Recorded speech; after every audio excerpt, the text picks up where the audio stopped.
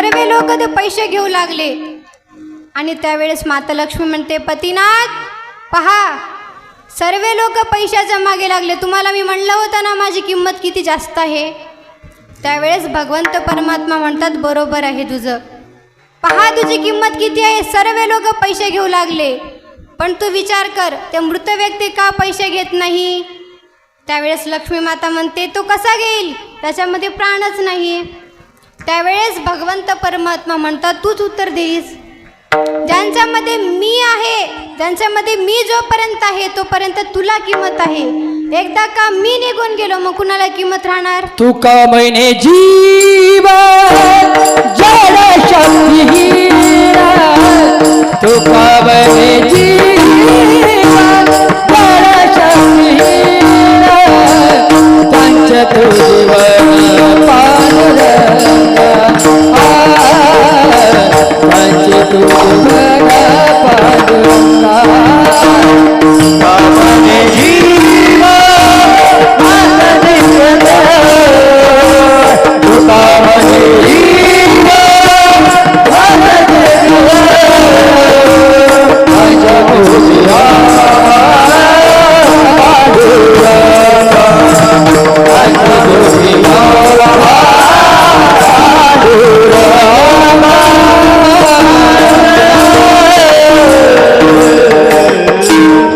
तुका म्हणे जड जीव शक्तिहीन, त्यांचे तू जीवन पांडुरंगा.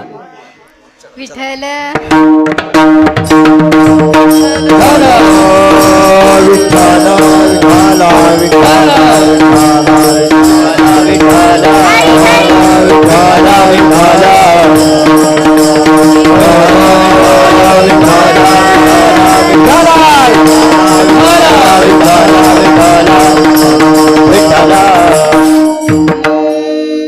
तुकाराम महाराज म्हणतात, या धनासाठी लोक आपला प्राण सुद्धा द्यायला तयार आहेत. मग असा धन आम्हाला नको. मग जन आवडत नाही बरोबर आहे, मग धन आवडत नाही हेही बरोबर आहे. माता पिता का आवडत नाहीत. आपल्या धर्मामध्ये शास्त्रामध्ये सुरुवातीला काय सांगितलेलं आहे, मातृदेव भव पितृदेव भव, सुरुवातीलाच माता पिता सांगितलेलं आहेत. आणि एका ठिकाणी माऊली सुद्धा म्हणतात, एका माऊली काय म्हणतात, सकळ तीर्थाची अधुरे जे का माता पितरे, सर्व तीर्थ आपल्या आई वडिलापाशी आहे. मग तुकाराम महाराज असं का म्हणत असतील की आम्हाला माता आवडत नाही, पिता आवडत नाही, याचं कारण काय. तुकाराम महाराज म्हणतात की आम्हाला कैकेयी सारखी माता नको आणि हिरण्यकश्यपूसारखा पिता नको. तसेच आम्हाला आई वडील भेटत असतील ना, आम्हाला तेही सुद्धा नको. कारण पहा, भक्त प्रल्हादाला किती त्रास दिला वडिलांनी, कशाकरिता, भक्ती करू नको, देवाचं नाव घेऊ नको म्हणून किती त्रास दिला. आपले आई वडील कितीही सांगितले, बा भजन कर, कीर्तनाला जा, आपण जातो, आम्हाला आवडत नाही. भक्त प्रल्हाद करत असताना त्याच्या वडिलांनी त्यांना कधी वरून खाली फेकावं, कधी जाळण्याचा प्रयत्न करावा, कधी पाण्यात ढकलून द्यावं, इतका त्या वडिलांनी त्यांना त्रास दिला. कशाकरिता, भक्ती करू नको म्हणून. आणि कैकेयीनं आपल्या स्वतःच्या आपल्या मुलाला, आपल्या सावत्र मुलाला काय करते, वनवासाला पाठवते.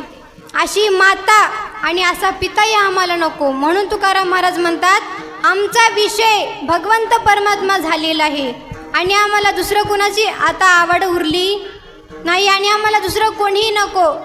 आणि ती आवड आणि तसा विषय फक्त आमचा भगवंत परमात्मा झाला असल्या कारणास्तव आम्हाला जन आवडत नाहीत, आम्हाला धन आवडत नाही, आम्हाला कोणी आवडत नाही. अभंगाचं विषय तो त्यांचा, विषय तो त्यांचा, विषय तो त्यांचा झाला नारायण. विषय तो त्यांचा, विषय तो त्यांचा, विषय तो त्यांचा झाला नारायण. विषय तो त्यांचा, विषय तो त्यांचा, विषय तो त्यांचा विषय तो त्यांचा, विषय तो त्यांचा, विषय तो त्यांचा विषय तो त्यांचा, विषय तो त्यांचा, विषय तो झाला नारायण. विषय तो त्यांचा, विषय तो त्यांचा, विषय तो त्यांचा झाला नारायण. विषय तो त्यांचा, विषय तो त्यांचा,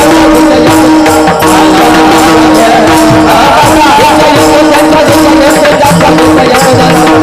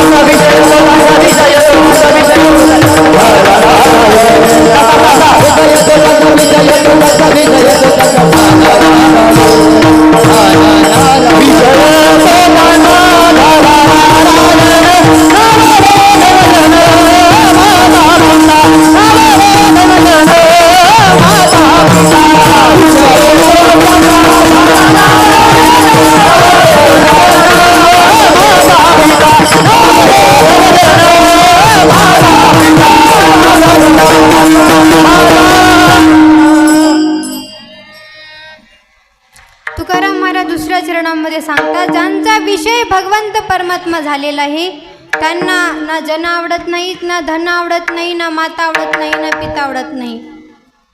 मग इतकं सर्वांना आवडत असताना मग त्यांचं रक्षण कोण करणार? तुकाराम महाराज म्हणतात, आमचं रक्षण करणार आमचे पिता आणि आमची माता. तुम्ही म्हणाल आता सांगितलं की आता आहे नावडे माता पिता मला कोणी आवडत नाही, तर तसं नसून भगवंत परमात्मा आमचं रक्षण करतील, यांची आम्हाला शाश्वती आहे. सांगसुद्धा नाही, शाश्वती देतात. कारण पहा, ज्या वेळेस भर सभेमध्ये माता द्रौपदीला दुःशासन घेऊन आला होता, त्यावेळेस किती त्रास दिला द्रौपदीला. द्रौपदी सर्वांचा धावा करू लागली, कृपाचार्याकडे गेली, भीष्माचार्याकडे गेली, सर्वांकडे जाऊन मदत मागली, कोणी सायाला तिथं आलं नाही. त्यावेळेस म्हणते, कोठे गुंतलासी द्वारकेच्या राया, वेळ का सकयात लाविला. देवा तू ये आता, बस झालं, माझी परीक्षा खतम कर, तू ये. असं म्हणल्यानंतर किती तिचं वस्त्रहरण केलं, ते वस्त्र तिथं कमी पडलं का? कारण तो भगवंत परमात्मा तिच्या पाठीशी होता.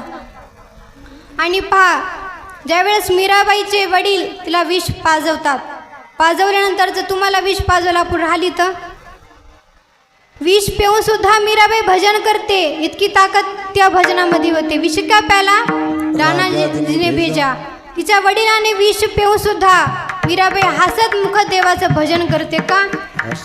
कारण भगवंताची तिला माहिती होते की माझं रक्षण करणारा भगवंत परमात्मा आहे.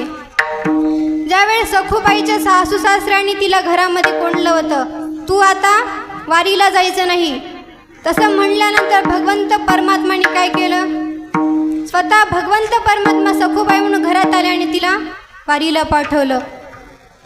ज्यावेळेस सखूबाईंची पत्नी गर्भामध्ये मूल होतं आणि आता ती प्रसूती होणार, परंतु चोखोबाराय बहिणीकडे गेले होते. इतकी शुद्ध प्रेम देवाचं होतं की देवाने साक्षात भक्ताच्या पत्नीसाठी लुगडं धारण केलं. तर तू आपल्या घरातली म्हणले तुमचं लय प्रेम आहे, लुगडं घाला, आपण घालतो. इतकं शुद्ध प्रेम देवावर होतं की साक्षात भगवंत परमात्माने लुगडं घालून तिच्या घरी गेले. असं प्रेम असलं पाहिजे. असं प्रेम असल्यानंतर भगवंत परमात्मा आपल्याकडे येतात. भक्ती करावी तर जनाबाईसारखी. ज्यावेळेस जनाबाई घरी आपल्या दळण दळत असताना भगवंत परमात्मा साह्य करण्यासाठी यायचे. आल्यानंतर भगवंत परमात्मा म्हणायचे, जने अगं लय दळायचं आहे, तू काहीतरी ओव्या म्हण, तू काहीतरी भजन म्हण, म्हणजे मी कामामध्ये रमामान होईल. त्यावेळेस जनी म्हणायची, पंढरी हे माझे माहेर साजनी. त्यावेळेस भगवंत परमात्मा काय म्हणायचे, भगवंत परमात्मा तेच म्हणायचे, पंढरी हे माझे माहेर साजनी. जनीबाई म्हणायच्या, ओविया कांडनी. गावगीती लगेच भगवंत परमात्मा तेच म्हणायचे. जनाबाई म्हणायच्या की काय, रखुमाई माझी माता आणि विठ्ठल माझा पिता. त्यावेळेस भगवंत परमात्मा सुद्धा तेच म्हणायचे की रखुमाई माझी माता आणि भगवंत परमात्मा माझा पिता. असं म्हणल्यानंतर जनाबाई म्हणायचे, का हो देवा तुमच्या गोळ्या संपल्या? जनाबाई रुक्मिणी माता आमची माता, आम्ही हे मानून घेतो, तुमच्या कशा त्या माता झाल्या, तुमच्या तर त्या पत्नी आहेत ना. त्यावेळेस देव भानामध्ये यायचे. देव इतकं त्या शुद्ध प्रेमामध्ये गुरफडून जायचे की भगवंत परमात्मा सुद्धा काय करत आहेत त्यांना याचं ज्ञान नसायचं. अशी भक्ती करा की भगवंत परमात्मा आपल्या साह्यासाठी आला पाहिजे. म्हणून तुकाराम महाराज म्हणतात की आम्हाला कोणत्या प्रकारची भीती नाही. आम्हाला कधी त्रास झाला तरी तो भगवंत परमात्मामुळे भेटेल, आणि सुखाची प्राप्ती झाली ती भगवंत परमात्मामुळे आहे. म्हणून कोणत्याही प्रकारची आम्हाला भीती नाही. कारण का, आमचं संरक्षण करणारा भगवंत परमात्मा आहे. याचं उत्तर 3ऱ्या चरणामध्ये. निर्वाणी गोविंद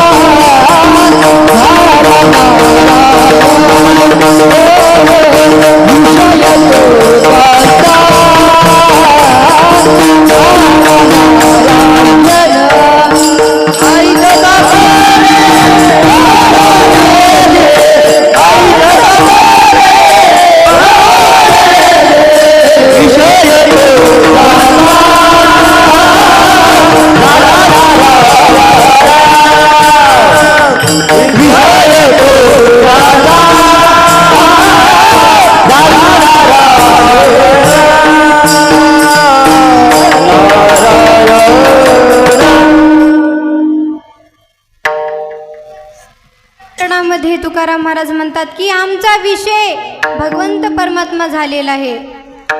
का? कारण तो पाठीमागे आमच्या सांभाळण्याकरिता उभा आहे. निर्वाणी गोविंद असे मागे पुढे काहीच साकडे पडोने दी. आम्हाला आता कोणत्याही प्रकारची भीती नाही, कारण आम्ही आमच्या बळावर आमच्या शक्तीवर त्या भगवंत परमात्म्याला आमचा विषय करून घेतलेला आहे. भगवंत परमात्मा आपला विषय होणं साधी गोष्ट नाही. त्याकरिता सहाय्यास करावा लागतो, त्याकरिता भक्ती करावी लागते. ते भक्ती आपण काय करू शकत नाही. जसं मी आले तसं म्हणत आहे, सर्वांनी टाळी वाजवा, विठ्ठल विठ्ठल भजन करा. नळी फुंकली सोनार, इकडून तिकडून गेले वारे. आता जितकं सांगू सुद्धा कोणी भजन करण्याकरिता तयार नाही. कारण असं म्हणतात की बाई तू कितीही सांग, आम्ही भजन करणार नाही. असंच काल माझे एक धर्माबादला कीर्तन होतं आणि मी त्या कीर्तनामध्ये म्हणले की सर्वांनी भजन करा असं म्हणले आणि विठ्ठल विठ्ठल सर्वांनी भजन सर्वांना करू घातलं. सर्वे विठ्ठल विठ्ठल असं म्हणत होते आणि ही आजी काही म्हणायला तयार नव्हत्या.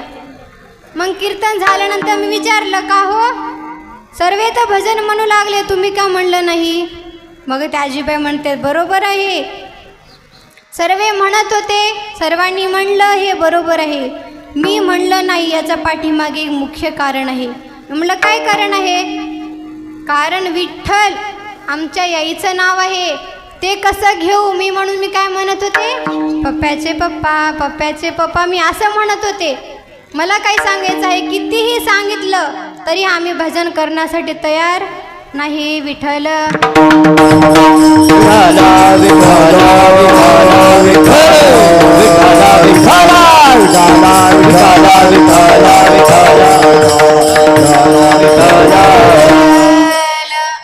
आता मला एकच करायचं आहे, काय? कीर्तन पटकुन्या नाही.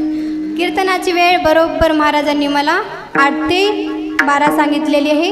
त्या वेळेमध्ये बरोबर कीर्तन सोडणार आहे. विठ्ठल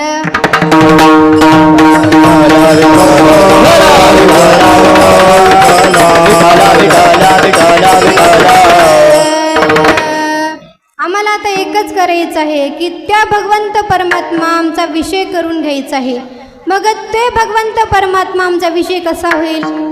त्यासाठी कोणती पूजा करावी लागेल, कोणतं तीर्थयात्राला जावे लागेल, काय काय करावं लागेल? तर तुकोबाराय म्हणतात तुम्हाला यातलं काही करायची गरज नाही. आईता आला घर पोसोनी. संत देव भगवंत परमात्मा आईता आपल्या घरी येईल. फक्त एकच करायचं, सर्वांनी हातावरती करायचे. सर्वांनी ज्यांना ज्यांना देवानी 2 हात दिले, आमच्या इकडे 4 आहेत, इथं 2 आहे. सर्वांनी ज्यांना 2 हात आहे सर्वांनी वरती करा.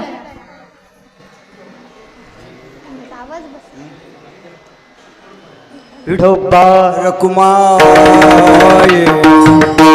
सर्वांनी हात विठ्ठल माझा माझा माझा माझा माझा विठ्ठल माझा मी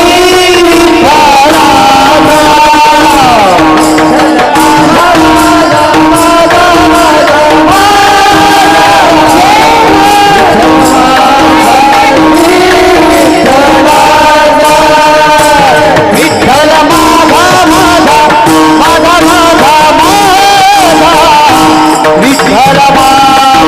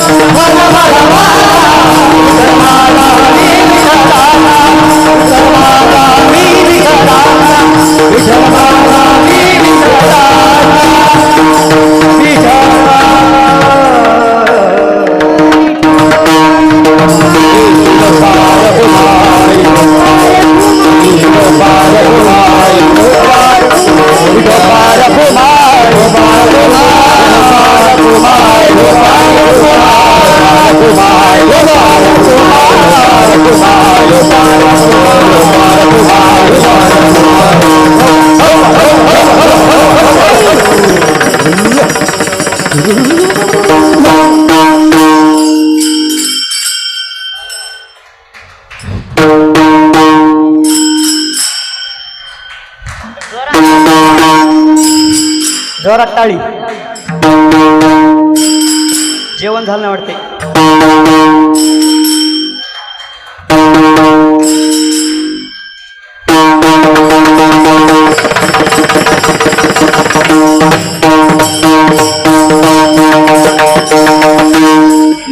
विठ्ठल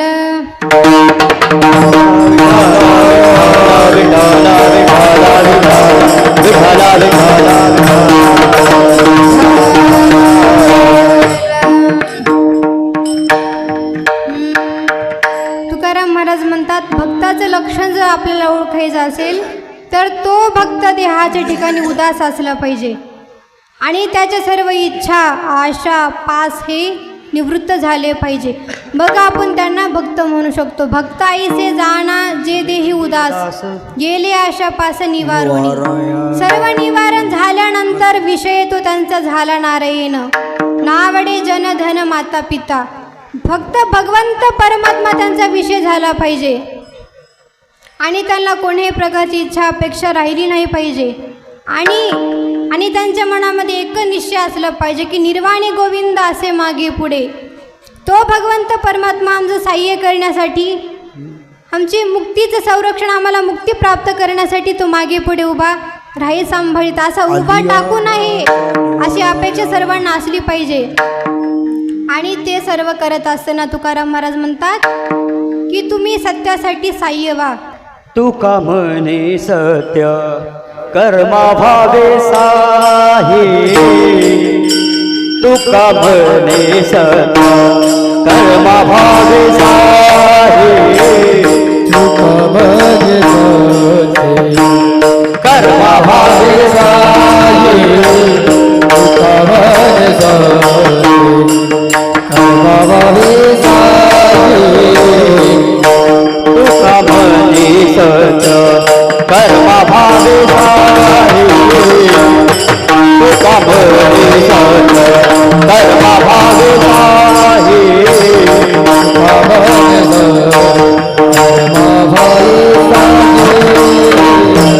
तुका म्हणे सत्य कर्मा भावे साही.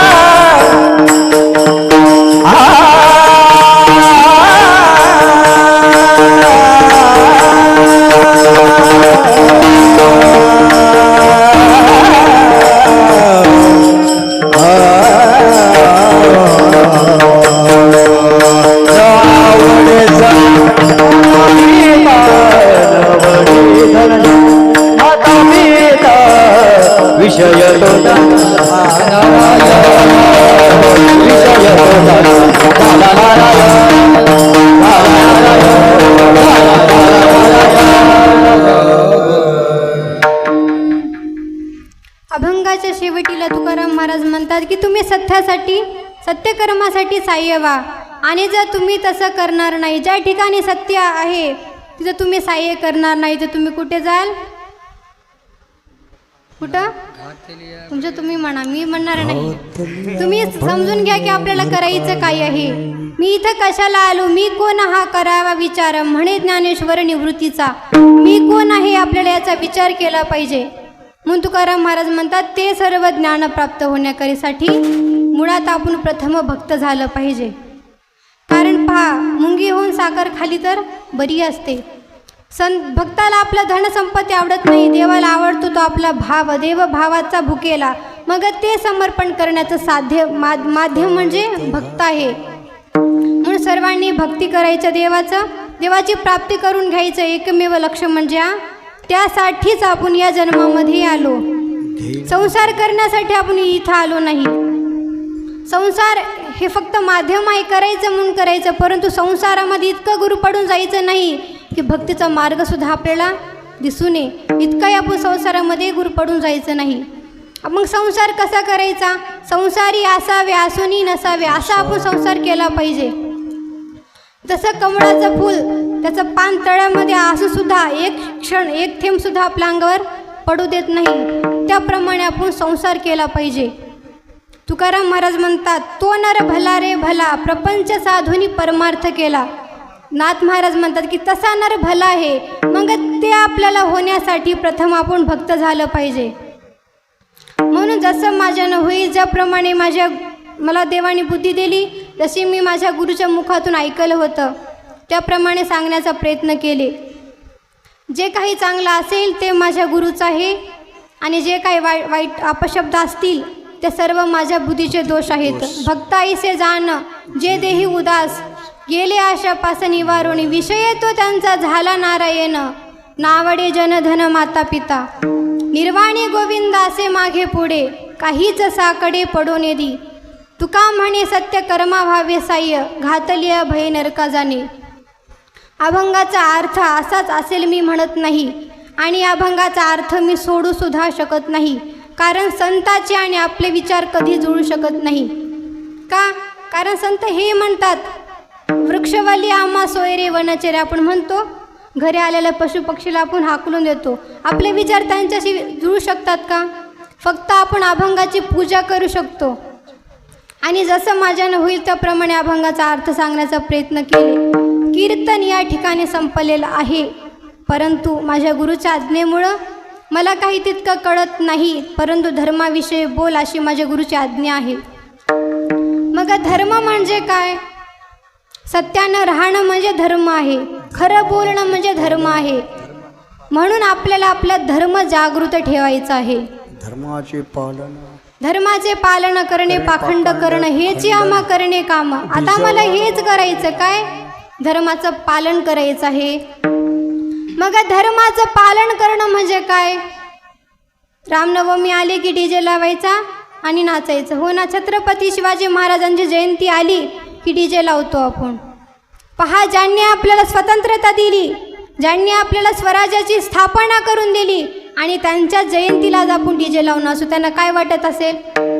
सर्व मुक्त होण्यासाठी, लोक विषयमुक्त होण्यासाठी, लोक दुर्मार्गाला जाऊ नये म्हणून त्यांनी स्वतःचा देह जिजवला, आणि त्यांच्या जयंतीला आपण असे काम करतो. छत्रपतीच्या शूरमर्दानो, शूरमर्दानो, छत्रपतीच्या शूरमर्दानो, होऊ नका बेईमान, होऊ नका बेईमान, तुम्हाला शिवरायाची शिवरायाची जय भवानी जय शिवाजी, जय भवानी जय शिवाजी, जय भवानी जय शिवाजी, जय भवानी शिवाजी. छत्रपतीच्या शूरमर्दानो, शूरमर्दानो, छत्रपतीच्या शूरमर्दानो, होऊ नका बेईमान, होऊ नका बेईमान, तुम्हाला शिवरायाची शिवरायाची जय भवानी जय शिवाजी, जय भवानी जय भवानी जय भवानी जय शिवाजी. रेतेच्या या रक्षणासाठी उचलली तलवार, रेतेच्या या चरणे तलवार दुश्मनाला ठार करोनी केले बहुपकार दुश्मनाला ठार करोनी केले बहुपकार केलेल्या उपकाराची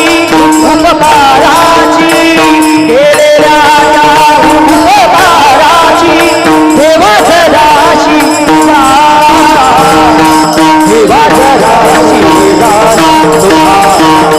शिवरायाची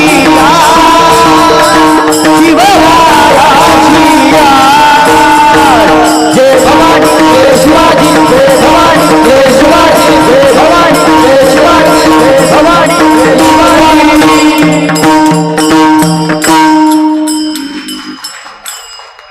आपल्याला त्यांच्या कष्टाची सध्या जाण तरी ठेवली पाहिजे.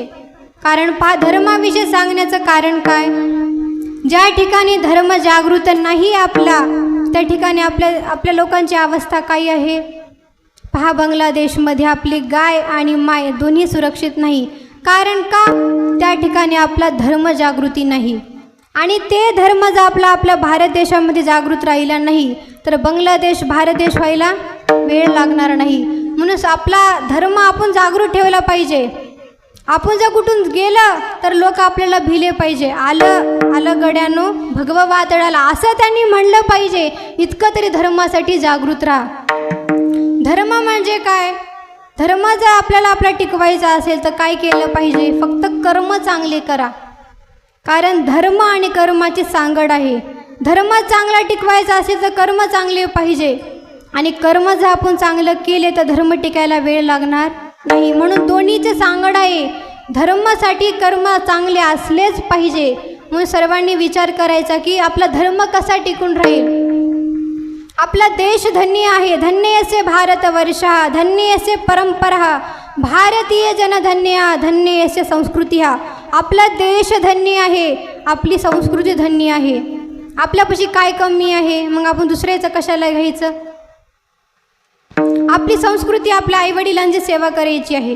आपला देश धन्य आहे, मग धन्य भारत देशामध्ये अनाथ आश्रमाची काय गरज? कारण जे आईवडील लहानपणापासून त्यांना कष्ट देऊन शिकवित आहेत आणि तेच मुलं मोठे होऊन काय करत आहेत? त्यांना अनाथ आश्रमामध्ये टाकत आहेत. का? कारण त्यांना धर्माविषयी माहिती नाही. जरी आपण 9 मजलीची बिल्डिंग बांधली, खाली पाय जर मजबूत केले नाही ते किती दिवस टिकणार? ते टिकणार नाही. त्यामुळे प्रथम आपल्याला आपला धर्म आपण टिकवला पाहिजे. खरा कोणता धर्म आहे? जगाला ज्ञान देणं आपला खरा धर्म आहे. लहानपणापासून आपले आईवडील कष्ट करतात आणि आपण त्यांना कष्टाला सेवा, त्याचं फल म्हणजे अनाथ आश्रमाचे दरवाजे उघडे करतो. का? धर्मासाठी जागृत नाही. आपला देश धन्य आहे, मग आपल्या धन्य देशामध्ये दुसऱ्याची संस्कृती कशाला? मातृदेव भव पितृदेव म्हणणारा आपला धर्म आहे. मग त्या धर्मामध्ये आपली आई आणि वडील मुख्य. मग आईला आपण मम्मीची उपमा का देतो बरं? मम्मी हा शब्द आपला आहे. कधी अंग्रेजांनी त्यांच्या मम्मीला आई कधी म्हणले? मग दुसऱ्याचं खरकट आपण का घ्यायचं? आपण का आपल्या आईला मम्मी म्हणतो? आई हा शब्दाचा अर्थ तुम्ही पाहून बघा. आ म्हणजे आत्मा आहे आणि ई म्हणजे ईश्वर आहे. त्या ईश्वराच्या जवळ नेणारी आपली आई आहे आणि त्या आईची आपण सेवा करायला कधी मागं बघतो? जर आपले आईवडील थोडे वाईट दिसायला कसे असेल आपण त्यांना बाहेर नेत नाही, समाजामध्ये नेत नाही. हा आपला धर्म झाला.